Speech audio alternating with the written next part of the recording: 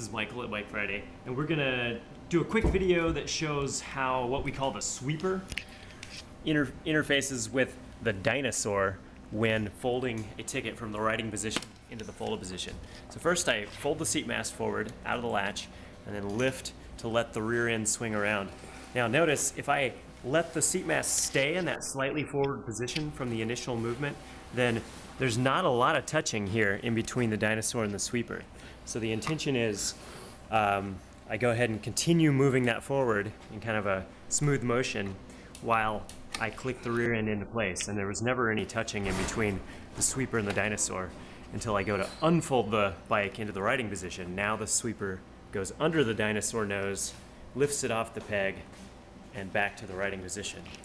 Now, we found that it's possible on most tickets that when you go to fold the bike, if you lift here and have this pushed back as far as it goes, so I did the initial motion that unlatched it, and if I then also push it back away from the handlebars, then check it out.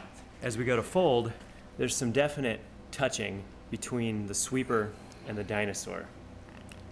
Now, ideally, we've got enough bevel on this sweeper that if I go ahead and force it in this position, it'll push the dyno into the right place, out of the way, towards the latch peg, and no issues occur.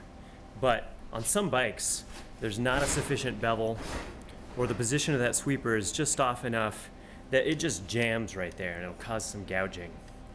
So one way to remedy this situation is to increase the bevel. You can use a metal grinder to add some bevel to the edge of the sweeper to allow it to push the dinosaur outboard and not allow things to tangle up.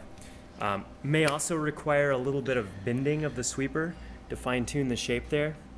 You can use a small adjustable wrench, get it on the sweeper, bend it in whichever direction it needs to go so that this happens rather than anything else.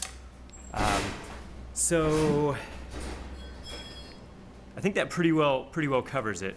You want to always make sure that the sweeper is pushing the dinosaur outboard and that the dinosaur nose never gets trapped here on the back side of the sweeper. That'll definitely cause things to tangle up. Okay, so let us know if you have any questions and we'll see what we can do to get everything working correctly.